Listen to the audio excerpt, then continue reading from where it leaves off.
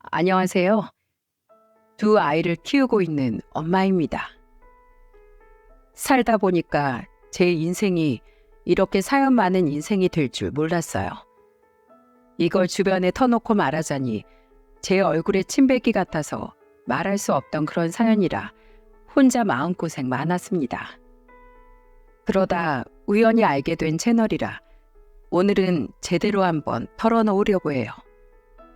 요즘은 투자 안 하고 살면 바보 소리 듣는 시대라고 하죠. 부동산이나 주식에 너도 나도 돈만 있으면 투자하고 보는 시대인 것 같아요. 투자하는 마음이야 대박 나서 잘 먹고 잘 살겠다고 하는 거겠지만 투자가 그렇게 쉬웠으면 못 사는 사람이 어디 있겠습니까? 안 그런가요? 이런 인생의 진리도 모르고 투자 우습게 봤다가 온 가족 거리에 나앉게 할 뻔했던 사람이 바로 제 남편이랍니다. 지금이라도 한 방을 꿈꾸고 주식에 섣부른 기대를 하는 분이 있다면 이런 사례도 있으니까 꼭 한번 봐주시기를 바랄게요. 인생 한 방을 꿈꾸던 남편은 원래 평범한 직장인이었습니다. 지인의 소개로 만나 슬아의 아들 하나, 딸 하나를 낳고 사는 동안에 한 번도 실망시킨 적이 없던 사람이었죠.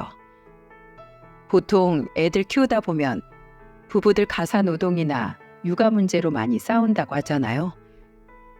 저는 남편과 집안일, 육아로는 싸워본 적이 없답니다.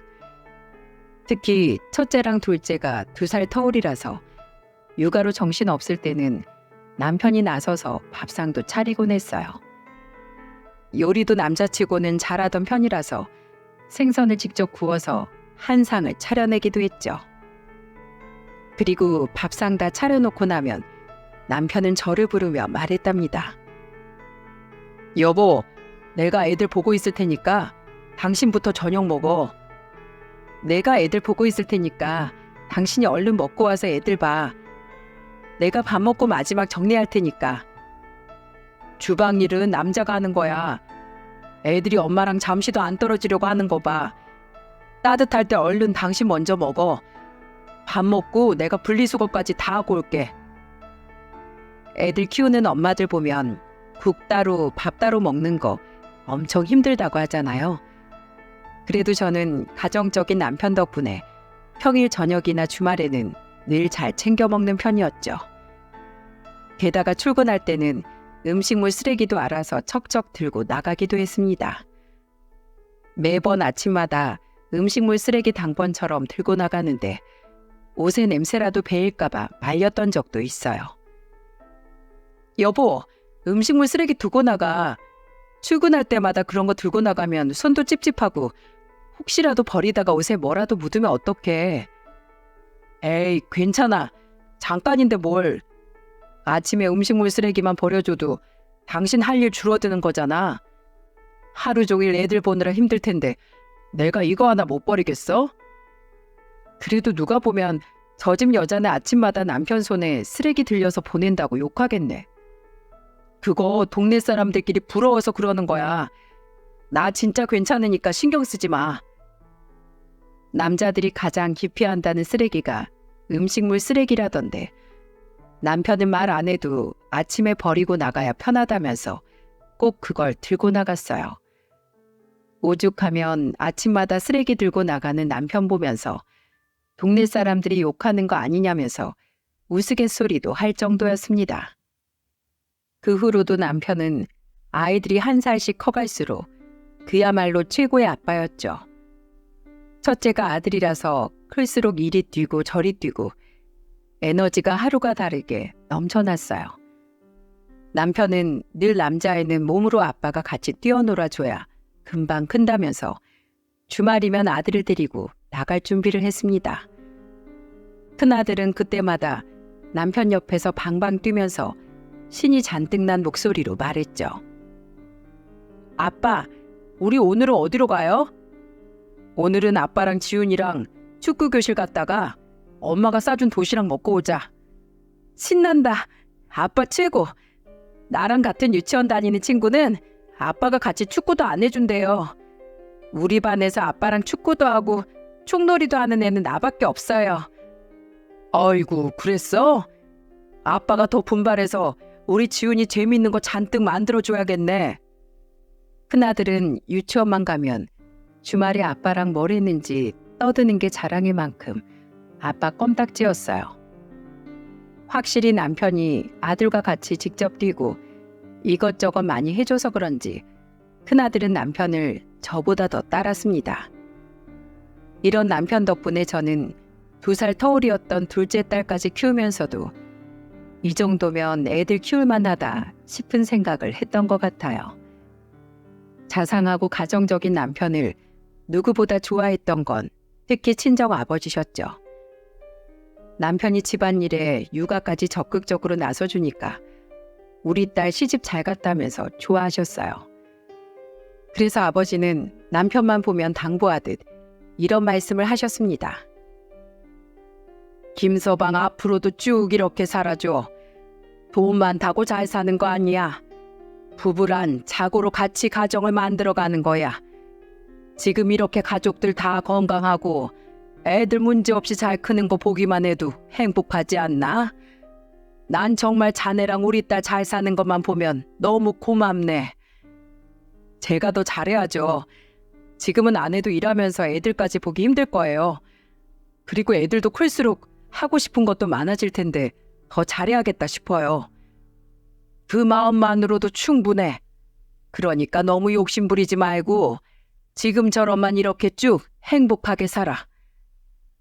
아버지는 남편과 저를 보면 사는 게 보기 좋다면서 이런 식의 덕담을 하셨어요. 그런데 남편은 아버지가 지금 행복한 게 중요하다고 말하면 나중에 애들을 위해서라도 자기가 더 잘 벌어야 된다고 대답했습니다. 항상 남편은 아버지의 덕담과 달리 돈 잘 버는 능력 있는 가장이 되길 원했어요. 왜냐하면 시댁이 형편이 좋지 못해서 남편과 아가씨가 힘들게 컸던 기억이 있었기 때문이었죠.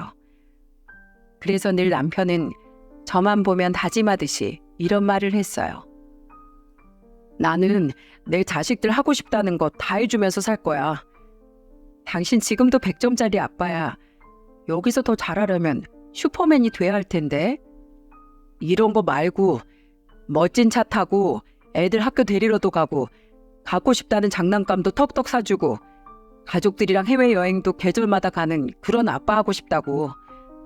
그렇게 사는 집이 세상에 몇이나 있어.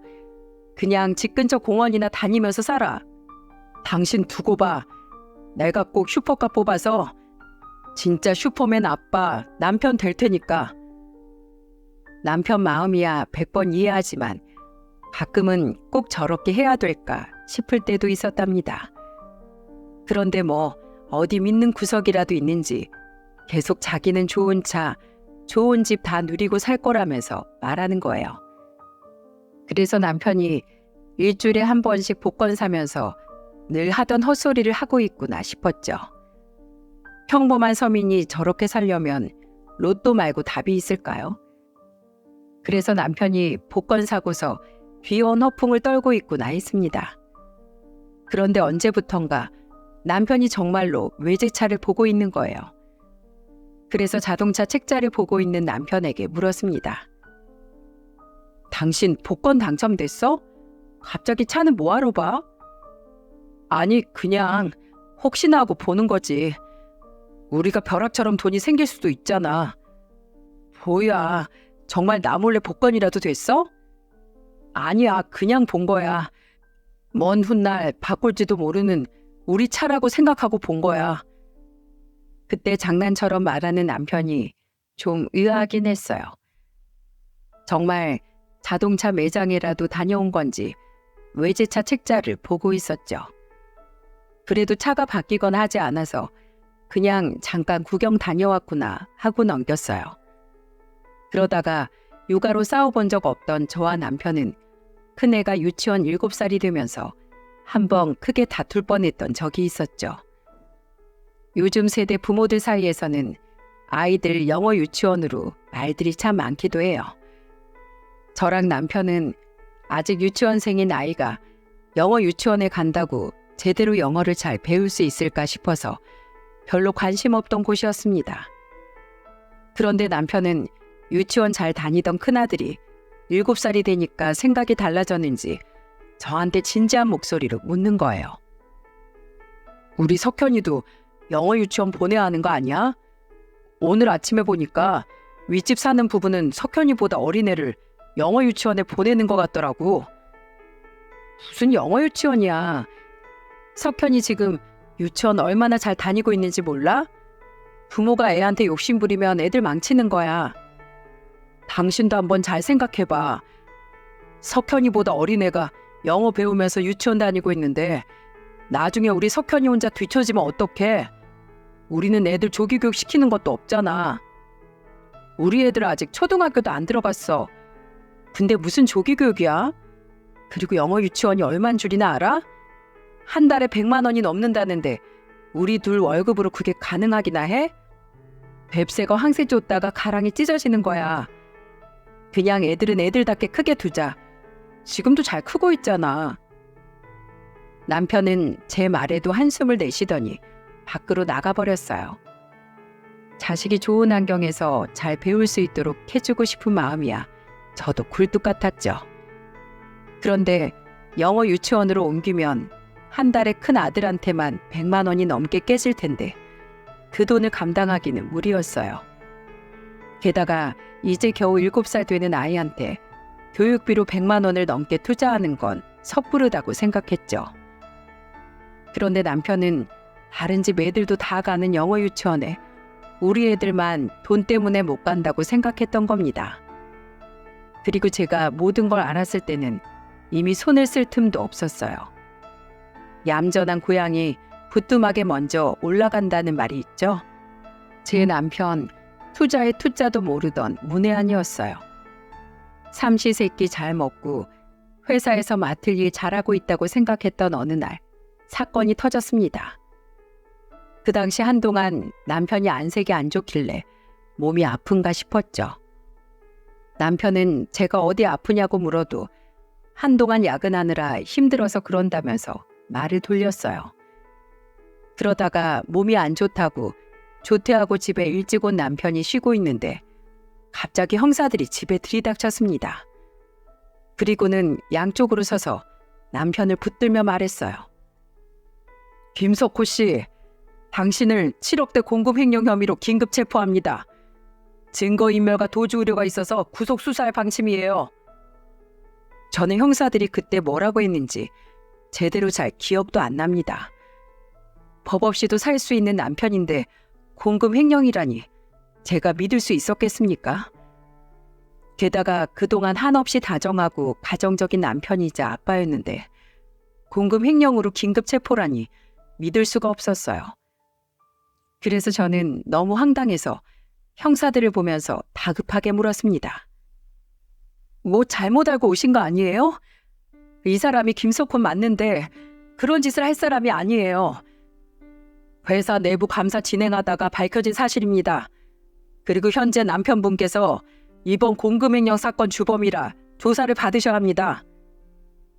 7억대 공급횡령 주범이 남편이라는데 실제로 제가 듣고도 믿을 수가 없었어요.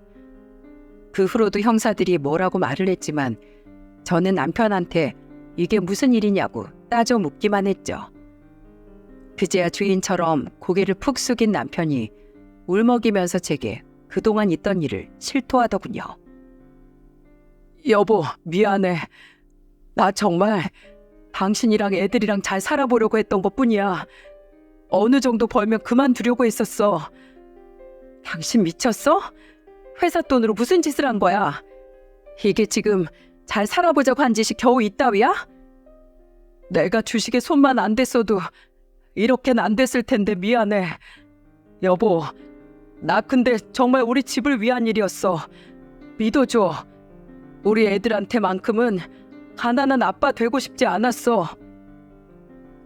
알고 보니까 남편은 그동안 사내에서 직원들 몇 명과 횡령한 돈으로 주식을 하고 있던 거였어요. 그때 오열하면서 말하는 남편의 말이 참담하게 들렸어요. 그때 큰아들이 7살, 작은 딸도 겨우 5살 됐을 때 있던 일이었죠. 대낮에 그것도 내 집에서 남편이 긴급 체포가 되는데 정말 기가 막혔습니다. 평소에 주식에 대해 입도 뻥끗 안 하던 남편이 뒤로는 공급 횡령까지 하면서 주식을 하고 있었다는 사실에 배신감도 들었어요. 결국 집에서 긴급 체포된 남편은 횡령 모든 혐의가 인정되면서 징역 3년형을 선고받게 됐습니다.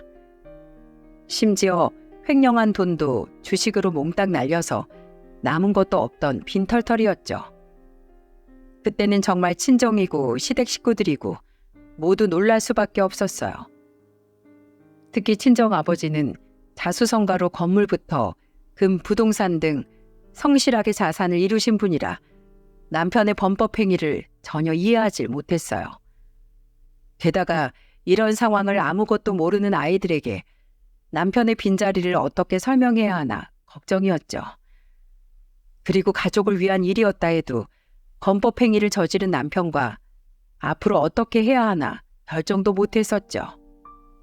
그 후 아이들에게는 남편이 해외로 출장을 3년 정도 가게 됐다고 설명했어요. 아직 어린 아이들한테 남편의 범죄 사실을 말하려니 입이 떨어지질 않아서 나중에 더 크면 말해줘야겠다 싶었죠. 그런데 큰아들은 남편이 인사도 없이 출장을 갔다면서 우는 목소리로 말했습니다. 내가 때를 써서 아빠가 나한테 인사도 없이 갔나 봐. 엄마, 아빠 안 오는 거 아니지? 아빠랑 같이 야구하러 가기로 했는데 왜 갑자기 간 거야? 아빠 나빠. 아니야. 아빠가 약속 때문에 급한 사정이 있어서 그랬대. 너무 급한 일이 생겨서 그래. 아빠가 날 버렸어. 나랑 약속했는데 내가 매주 놀자고 해서 아빠가 나 버린 거야. 그렇지 엄마? 엄마도 나 버릴 거야? 아니야. 엄마 여기 있잖아. 그런 말 하지 마. 주말이면 늘 큰아들과 자석처럼 붙어 다니던 남편이라서 아들이 빈자리를 가장 많이 느끼고 있었어요. 울면서 투정 부리는 아들 안고서 얼마나 울었는지 모릅니다. 저도 이렇게 믿을 수 없는 현실 앞에 막막한데 아이들은 어땠을까 싶어요. 특히 남편이 수감되어 있는 동안 셋이 마트라도 가면 아빠와 다정하게 마트에 온 다른 가족들을 보며 한동안 눈을 떼질 못했습니다. 그 모습을 보니까 정말 마음이 다 아팠어요. 둘째 딸도 늘 집에 오면 남편과 같이 보던 동화책만 혼자서 보고 있는 거예요. 그래서 제가 딸 옆으로 가서 동화책을 대신 읽어주려고 하면 딸은 조심스러운 목소리로 이렇게 말했습니다. 이 책은 아빠가 잘 읽어줘. 나 잠들기 전에 아빠가 이거 읽어줬었단 말이야. 엄마, 아빠한테 전화 좀 걸어줘. 아빠는 우리랑 시간이 달라서 지금 잘 시간이야. 그래서 전화를 못 받아. 한 번씩 아빠한테 전화를 걸어달라고 하는 애들 때문에 둘러대느라 혼을 다 뺐어요. 그러다 안 갈 것 같던 시간도 흘렀고 남편이 석방되던 날 저는 이산가족 상봉이라도 하는 줄 알았습니다. 남편은 바로 집으로 와서 가장 먼저 아이들부터 만났어요. 아들이 10살, 둘째가 8살이 되던 해 오랜만에 남편을 본 아이들은 하염없이 울었습니다. 특히 아들 지훈이는 남편한테 안기면서 통곡을 하며 말했어요. 아빠, 그동안 왜 연락도 없었어요? 너무 보고 싶었어요. 그래, 우리 아들, 이 아빠가 미안해. 그동안 바빠서 연락할 수가 없었어. 내 새끼들 아주 잘 컸네. 아빠, 이젠 어디 가지 말고 우리랑 평생 같이 살아요. 남편이 수감된 3년 동안 저는 이혼을 고민하고 있었고 자연스레 그 기간 동안 아이들도 남편과 일절 연락이 닿을 수가 없었죠. 그때는 친정 식구들도 배신감이 커서 오로지 시댁에서만 남편 면회를 다니곤 했습니다. 저도 처음에는 몇 번 남편을 보러 갔는데 그때마다 다 식구들을 위한 거였다는 말만 되풀이 하는 남편의 변명을 이해하기 힘들었어요. 정직하게 번 돈도 아니고 공금횡령이 가족을 위한 일이었다는 게 말이 됩니까? 그래서 저는 남편이 석방되고부터 어떻게 살아야 하나 걱정이 많았어요. 그래도 3년 동안 남편 없이 아이들이랑 세 식구 나름대로 잘 살았으니까 이혼해도 큰 무리가 없을 줄 알았죠. 그런데 아들은 그동안 남편이 없던 시간을 보상이라도 받듯이 완전히 남편 옆에서 떨어질 줄을 몰랐어요. 잠을 잘 때도 남편 손을 잡아 끌면서 이렇게 말했죠. 아빠, 오늘은 나랑 자요. 어젠 동생이랑 잤으니까 오늘은 나랑 자야 되는 날이에요. 엊그제도 아빠 지훈이랑 잤잖아. 오늘은 아빠 할머니네 가서 자고 올게. 아니야. 아빠 할머니네도 가지 말고 우리 집에 있어요. 아빠 또 간다고 하고 3년 뒤에 올지도 모르잖아요. 애들 입장에서는 아빠가 언제 어떻게 사라질지 모르는 사람이었던 겁니다. 게다가 아들은 남편이 다시 집에 온 뒤로 저와도 쉽게 떨어지지 않으려 했어요.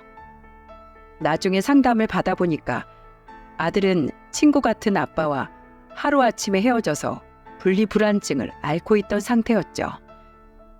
그때 남편은 자신 때문에 아들이 심리적 불안을 얻었다며 괴로워했어요.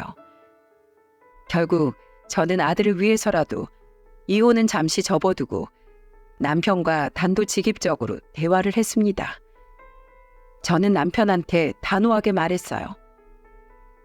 당신이 한 짓 가족 생각해서 한 짓이라도 평생 용서 못 받을 짓이야. 앞으로도 당신이 또 주식에 손대거나 위험한 짓 하면 나 그땐 뒤도 안 돌아보고 이혼할 거야. 그때는 우리 지훈이가 아무리 애원하면서 아빠 찾아도 난 절대 용서 안 해. 고마워. 내가 정말 잘할게. 나한테 정말 마지막 기회를 줘. 나 알잖아. 방법은 잘못됐지만 정말 난 우리 가족뿐이었어. 그래서 결국 저는 남편에게 한 번의 기회를 주기로 했던 거죠. 그 후 남편은 번듯한 직장은 없었지만 돈이 될 만한 일에는 몸을 아끼지 않고 무조건 다 했어요. 그렇게 석방 후 1년 정도 투자까지 하면서 열심히 살던 남편은 배달하다 여러 번 사고까지 나서 병원에 입원까지 했었습니다. 다행스럽게 큰 사고는 아니었지만 타이밍이 조금만 안 맞았어도 남편이 크게 다칠 뻔한 사고였죠.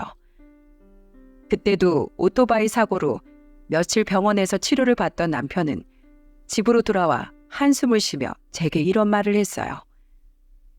여보, 우리 언제까지 이렇게 살 수도 없잖아. 내가 가게 한번 해보는 건 어떨까? 그래도 가장인데 집에만 있기도 미안하고 나도 이제 슬슬 일다운 일 좀 해보고 싶어. 한동안 크고 작은 사고를 겪으면서 이러다가 사람 잡겠다 싶었죠.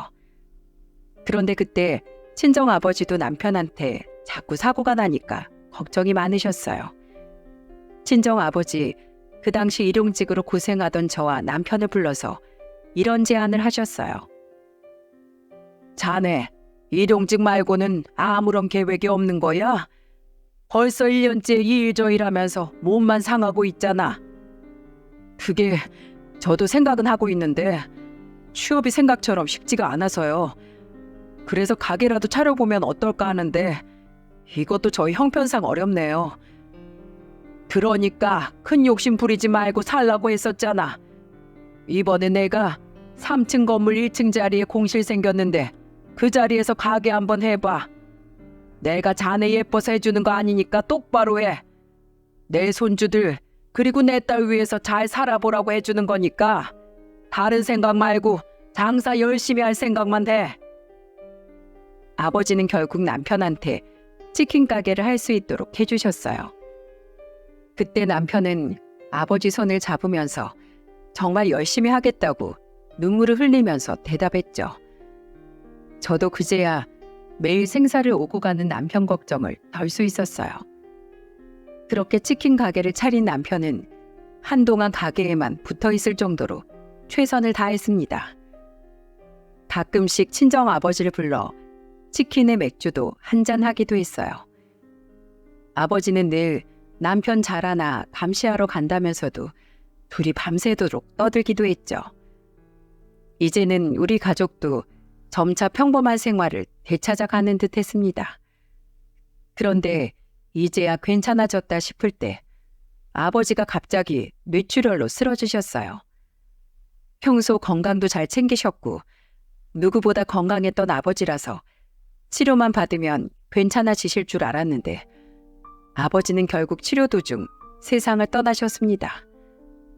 항상 든든하게 가족을 지켜오던 아버지의 죽음 앞에 온 가족이 다 슬퍼했어요.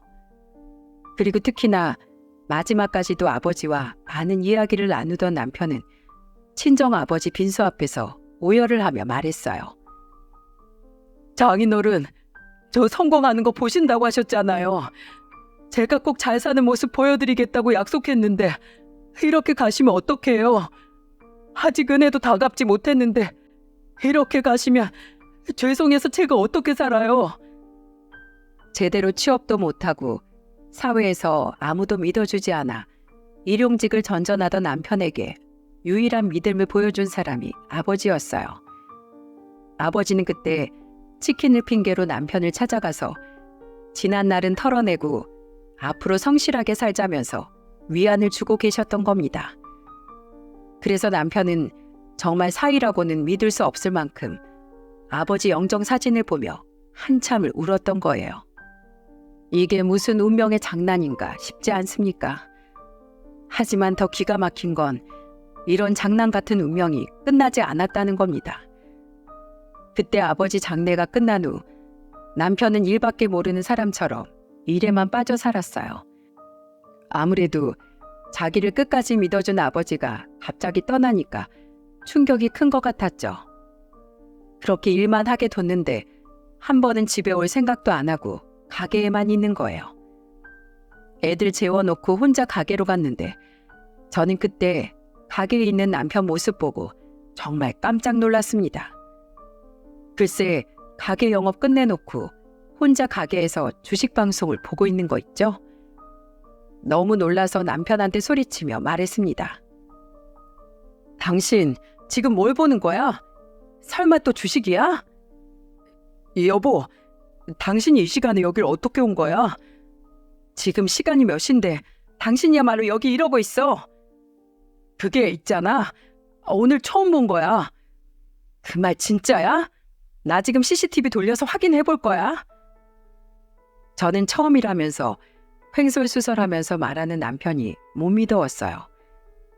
그래서 남편을 밀치고 카운터로 가서 컴퓨터로 CCTV를 돌려봤죠. 그랬더니 그동안 일은 아르바이트생이 다 하고 남편은 카운터에서 핸드폰만 붙들고 있는 모습이 찍혀 있었어요.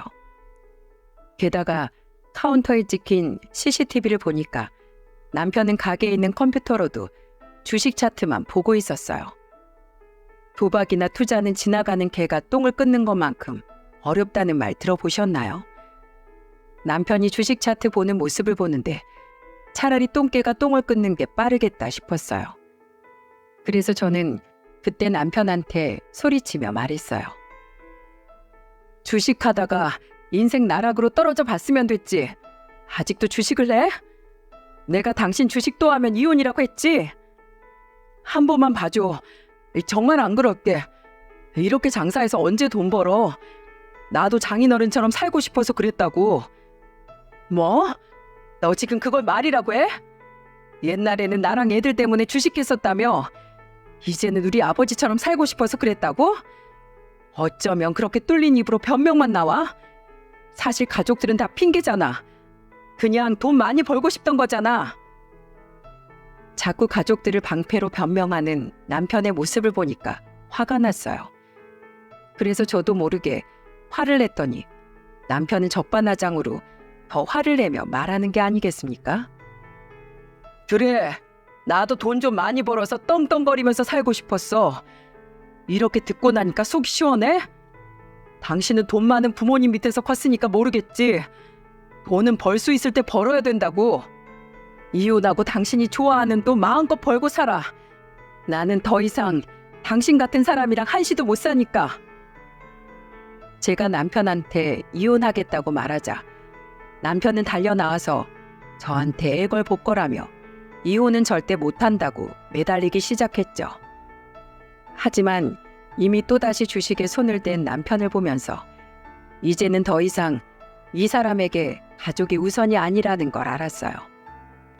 그래서 다음 날 저는 남편 짐을 다 싸서 시댁으로 보내버렸습니다. 그러자 남편은 제게 전화해서 울면서 애원했어요. 우리 애들 아직 초등학생이야. 아빠 없는 충격을 2번 겪게 할 수 없잖아. 또 애들 핑계대고 있는 것 좀 봐. 애들한테는 당신 같은 사람 필요 없어. 내 눈에 흙이 들어와도 나는 절대 이혼 안 해줘. 끝까지 이혼 못한다면서 버티는 남편 때문에 저는 변호사까지 선임해서 이혼 소송을 준비했어요. 처음에는 애들을 어쩌나 걱정했는데 남편이 이혼 못해준다고 집에서 난동을 부리는 걸 보고 애들이 잔뜩 겁먹어서 친정에 가 있기도 했죠. 오죽하면 아들이 아빠 무섭다면서 친정엄마한테 집에 가기 싫다고까지 했었다는 거예요. 그래서 친정엄마가 남편한테 전화해서 호통을 치며 말했습니다. 김서방, 능력이 없으면 성실하게 돈 벌 생각을 해야지. 주식에 또 손을 대? 내가 주식하지 말라고 했지. 그리고 장사가 하루 이틀에서 대박이 날 것 같으면 다 장사하지 누가 회사를 가. 나는 자네처럼 요행을 바라는 사위 필요 없으니까 하루빨리 갈라서게. 어머니는 저희가 어릴 적에 시장에서 오랜 기간 장사를 해본 적이 있던 분이라 남편을 더 타박하셨던 거예요. 그런데도 남편은 억울하다면서 끝까지 이혼 못한다고 버텼습니다. 제가 일하던 보건소 앞에까지 찾아와서 남편은 제가 퇴근할 때까지 기다리다가 울면서 말했죠. 여보, 나 정말 기회 좀 줘. 내가 잘할게. 난 그동안 당신한테 수도 없이 기회를 줬어. 심지어 돌아가신 아버지까지 줬던 기회를 무용지물로 만든 건 당신이야. 그러니까 곱게 이혼이나 해. 남편은 보건소 앞에서 정말 오열을 하며 울었어요. 너무 창피해서 저는 남편을 그 자리에 두고 얼른 집으로 가버렸습니다. 그렇게 한동안 전화, 문자 다 피하니까 남편은 목표를 바꾸기 시작했죠. 바로 저희 친정엄마를 찾아가서 손이 발이 되도록 비는 일이었어요. 그런데 남편이 엄마를 찾아갔던 날 엄청난 사건이 터지고 말았습니다. 그 당시 친정에 홈 CCTV가 없었다면 정말 억울한 일을 당했을지도 몰라요. 그때 한창 저한테 이혼 못한다고 고집을 부리다가 저랑은 대화가 안 된다 생각했는지 친정으로 갔던 겁니다. 거기다 이혼하는 마당에 장모님 댁 간다고 홍삼까지 사서 간 모양이었죠. 그날 점심쯤 엄마는 남편이 집에 다녀갔다면서 저한테 당시 상황을 전화로 설명해 줬습니다. 처음에는 문도 안 열어주려 했는데 집 앞에서 너무 애원을 하며 말하길래 문을 열어주셨대요. 그리고 거실에 앉은 남편은 엄마에게 홍삼을 건네면서 이런 말을 했다고 했습니다. 장모님, 이거 좀 드세요. 통화하는데 기운 없어 보이시길래 사왔어요. 일단 이거 한 포 드시고 저랑 천천히 대화 좀 해주세요. 제가 다 설명해 드릴게요. 내가 자네랑 이런 거 마시고 얘기하게 생겼나? 장모님, 저 정말 마지막으로 기회 좀 달라고 빌려왔어요. 저 그동안 이혼 소송하는 아내 보면서 느낀 게 많아요. 행복하게 해주겠다고 했는데 이런 모습 보여서 죄송해요. 정말 면목 없습니다. 이거라도 한 포 드세요. 남편은 괜찮다고 거절하는 엄마의 말에도 귀엽고 홍삼을 한 포 까서 엄마한테 하나 내밀었다고 했죠. 결국 이미 깐 걸 손에 쥐고 있으니까 엄마도 홍삼을 마시게 된 거예요. 그리고 엄마가 홍삼 마신 걸 본 남편은 엄마 앞에 대뜸 무릎을 꿇고 빌기 시작했다고 했습니다. 장모님, 저 정말로 가정 지키고 싶습니다. 다 제가 능력이 없어서 벌어진 일이에요. 그러니까 제발 이혼만은 막아주세요. 어떻게든 제가 되돌려 놓겠습니다. 이미 엎질러진 물이야. 이미 신뢰가 깨졌는데 부부가 어떻게 더 살아? 그리고 그 주식 그거 자네 장인어른도 하지 말라고 그렇게 말렸는데 기어코 이 사단을 만드네. 어휴, 나는 내 딸 설득 못해. 자네 탓을 해야지 누구 탓을 하겠나? 안 그래? 저 정말로 믿어주세요. 진짜예요. 장모님이 아내만 설득해 주시면 제가 다시는 실망시키는 일 없게 할게요. 장인어른 돌아가시고 장모님께 저 정말 잘했잖아요. 그동안 정구도 갈러오고 무거운 거 들어도 주러 오고 저 정말 듬직한 사위였잖아요. 그러니까 저 좀 믿어주세요. 그동안 사위로서 자기는 참 잘했다면서 엄마를 설득하려 했던 거예요. 하지만 딸 고생하는 거 옆에서 다 봐온 엄마가 호락호락 했겠습니까? 결국 한참을 남편과 얘기를 하다 겨우 남편을 집에서 내보낼 수 있었다고 했어요. 그 얘기를 듣고 나니까 철거머리가 따로 없다는 생각에 하루빨리 남편과 정리해야겠다 싶었죠. 그런데 그날 저녁 집으로 돌아와 아이들을 챙기고 있는데 엄마한테 다급한 전화가 걸려왔습니다. 민수가 네 남편 조심해. 뭔가 있다. 엄마, 그게 무슨 말이야? 엄마 지금 응급실 가고 있어. 아이고, 나 죽겠다. 나 죽어. 저는 갑자기 응급실로 가고 있다는 엄마의 전화에 너무 놀랐어요. 그래서 아이들만 집에 두고 택시를 잡아 타고 병원으로 갔죠. 허겁지겁 엄마를 보러 갔다가 의사 말을 듣고 저는 정말 깜짝 놀랐습니다. 글쎄 의사가 저를 보면서 걱정스러운 이런 말을 하더라고요. 어머님, 위세척 조금만 늦었어도 정말 큰일 날 뻔하셨어요. 홍삼을 잘못 드신 것 같은데 좀 더 확인해 봐야 될 것 같네요. 저는 홍삼이라는 말에 응급실 한켠에 누워있는 엄마한테 가서 손을 잡으며 말했어요. 엄마, 이게 다 무슨 일이야? 괜찮아? 머리 검은 짐승 거두는 거 아니라더니 내가 그놈 자식 경찰에 신고했다. 너도 이거 좀 봐. 그게 무슨 말이야? 너무 놀라서 저는 엄마한테 물었는데 울먹이면서 엄마가 보여준 영상에는 보고도 어이없는 영상이 찍혀 있었어요. 그건 바로 남편 놈이 엄마가 병원에 실려가는 걸 보고 집안에 침입하는 모습이 찍혀 있던 거였죠. 그제야 이 모든 게 계획됐다는 걸 깨달은 거예요. 남편은 오전에 홍삼을 들고 엄마를 찾아갈 때 이미 싸구려 가짜 홍삼을 들고 찾아갔던 겁니다. 그래서 나중에 먹겠다는 엄마한테 한 포를 까주는 척하면서 먹는 모습까지 전부 확인을 하고 갔던 거죠. 그렇게 엄마한테 싸구려 가짜 홍삼 먹여드리고 이혼 못한다고 앞으로 잘하겠다고 빌다가 간 겁니다. 어떻게 사람의 탈을 쓰고 이런 짓을 할 수 있는 겁니까? 그리고는 가짜 홍삼을 먹고 엄마가 복통을 호소하길 기다리고 있던 거예요. 그 모습이 영상에 찍혀 있었는데 얼마나 역겨웠는지 모릅니다. 엄마가 구급차에 실려서 나가자마자 남편 놈은 친정집 비밀번호를 익숙하게 누르고 들어가는 모습이었죠. 친정 아버지 돌아가시고 남편이 한동안 혼자 계시는 엄마를 나서서 챙겼던 게 화근이 될 줄은 상상도 못했습니다.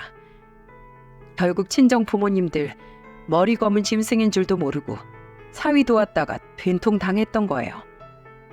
엄마가 홈 CCTV까지 보면서 이상한 낌새를 눈치챈 건 남편 놈이 집에 간 이후로 계속 엄마한테 전화해서 어떠냐고 이렇게 물었다고 했어요.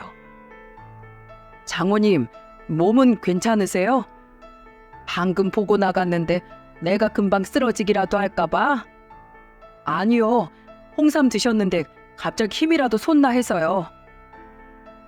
계속 이런 식으로 엄마한테 전화해서 힘이 좀 나냐고 물었던 거예요.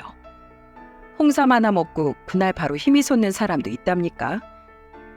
엄마도 그때부터 사위가 다른 꿍꿍이가 있다는 느낌이 왔던 겁니다. 분명 홍삼에 뭐가 있으니까 묻겠지 싶어서 고민을 하다가 응급실에 왔던 거죠. 그때 녹화된 영상을 보니까 남편은 익숙한 듯 들어와서 거실부터 안방을 뒤지기 시작했대요. 그래서 엄마는 기가 막히다는 듯이 말했습니다. 쥐새끼처럼 집구석 들어오더니 결국 네 아빠 금덩이 훔쳐가려던 거였어. 내가 금고 사다 두자고 하길 잘했지. 안 그랬으면 눈 뜨고 코 베일 뻔했네. 안방에 그런 게 있었어? 네 아버지가 금으로 재테크한다고 하나씩 사모았는데 그 소리를 또 어떻게 듣고는 이 망할 놈이 집을 털어먹으려고 했네. 그제야 남편은 애초에 저희 엄마한테 용서를 빌러 갔다는 게 아니라는 걸 깨달았어요. 애초에 아버지가 생전에 금을 장롱에 모았다는 걸 알고 그걸 훔치러 갔던 겁니다. 결국 현행범으로 체포된 남편은 또 경찰서에 체포된 거죠. 너무 어이가 없어서 친오빠를 불러서 엄마를 부탁하고 저는 경찰서로 갔습니다. 갔더니 이미 모든 홈 CCTV에 영상이 찍힌 걸 알고 고개를 숙이고 있는 남편 뒤통수가 보였어요. 저는 가자마자 뒤통수를 치며 말했어요. 야, 네가 인간이야? 감히 처가댁을 털어? 짐승도 은혜를 안다는데 너는 사람이 어쩜 이것밖에 안 되는 거야? 그래서 내가 이혼 못한다고 했잖아. 당신이 나 한 번만 용서해줬어도 이런 일 없었어. 어차피 이렇게 빈털터리로 쫓겨나느니 한탕 해먹자 싶었다고. 나도 살아야 될 거 아니야. 너 살자고 우리 엄마를 사지로 몰아? 그러고도 넌 무사할 줄 알았어? 내가 너 평생 콩밥 먹게 할 거야. 결국 못 훔쳤잖아. 금고 때문에 금은 구경도 못했다고. 웃기지 마. 그거 말고도 너 하나 쳐놓을 방법은 천지에 널렸어. 저는 그때 경찰서에서 남편의 밑바닥을 봤어요. 그리고 무엇보다 엄마는 사위놈이 하도 간절히 울면서 말하길래 정말 진심으로 뉘우쳐나 할 정도였다고 했죠. 하지만 결국 모든 건 자신이 원하는 걸 손에 넣기 위한 연기였던 겁니다. 결국 전 남편은 제가 건 이혼 소송과 주거 침입 등 여러 죄목으로 또 한 번 재판을 받게 됐어요. 정말 이 사건으로 엄마한테 너무 죄송스러웠죠. 그래서 병원을 나오는 엄마를 안고 한참을 울었어요. 그러자 엄마는 저를 안아주며 이렇게 말하더군요. 엄마 괜찮어. 걱정하지 마. 우리 딸이 다친 게 아니라 다행이야. 엄마는 네가 아니라 내가 당한 게 천만 다행이라고 생각해. 난 그래도 내가 한번 대화를 해보면 너희가 잘 풀고 살까 싶기도 했어. 내심 그런 마음이 한켠에 있었나 봐. 그런데 이렇게 당해보니까 정말 몹쓸 놈이야. 아빠 자격도 없는 놈이야. 엄마 걱정 마. 내가 다 정리해서 엄마 이렇게 만든 죄값도 꼭 받게 할 거야. 결국 남편은 법의 심판을 피할 수 없었고 또 한 번 교도소에 수감됐어요. 그리고 저와의 이혼도 긴 소송 끝에 마침표를 찍을 수 있었고요. 정말 긴 싸움이었지만 오로지 엄마와 아이들을 보며 버텼습니다. 정말 가정적이었던 남편과 이렇게 소송으로 더럽게 끝을 볼 줄은 몰랐네요. 그래도 잘못을 했으니까 벌은 달게 받아야겠죠. 잘 살겠다고 그렇게 다짐하던 남편의 외침은 교도소에서 사는 인생이었나 싶을 만큼 허무하네요. 따지고 보면 그동안 남편이 가족을 위해서 했다는 일에 정말 가족을 생각했던 순간은 없다는 생각이 듭니다. 정말 아이들과 저를 생각했다면 공금 횡령까지도 안 하지 않았을까요? 처음이야 쉬쉬하면서 넘어가도 남편이 두 번째로 또 수감되고 나니까 국내 사람들 수군거림에 도망치듯 아이들과 이사간 것도 이유 중 하나랍니다. 그날 이후 저는 친정 엄마를 모시고 아이들과 같이 살고 있어요. 이 사건 이후 혹시라도 또 찾아와서 해코지를 않을까 싶어서 집도 아예 옮겼답니다. 똥이 더러워서 피하지 무서워서 피하냐 싶은 심정이었죠.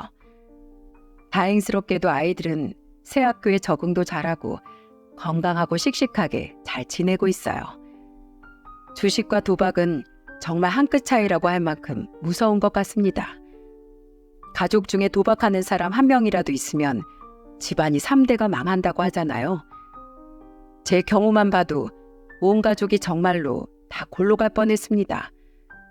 그래도 이렇게 남편놈 실체를 알았으니까 다행이라고 생각해요.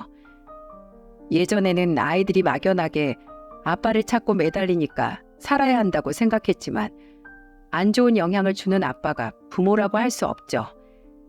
이제는 아이들에게도 천천히 아빠가 어떤 사람이었는지 하나씩 설명해 주고 있어요.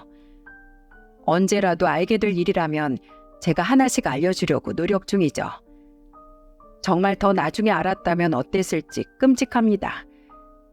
이제는 엄마와 아이들 그리고 저까지 내 식구 과거는 잊고 잘 살아보려 해요. 그리고 이사한 집에도 홈 CCTV를 또 설치했는데 아이들만 두고 외출했을 때 종종 무슨 일 없나 보고는 합니다. 우리 집 억울한 일을 막아준 효자 가전제품인데 빼놓을 수 없지 않겠어요? 이제 저는 아이들을 위해서 유행을 바라지 않고 하루하루 성실하게 살아가려고 해요. 들어주셔서 감사합니다.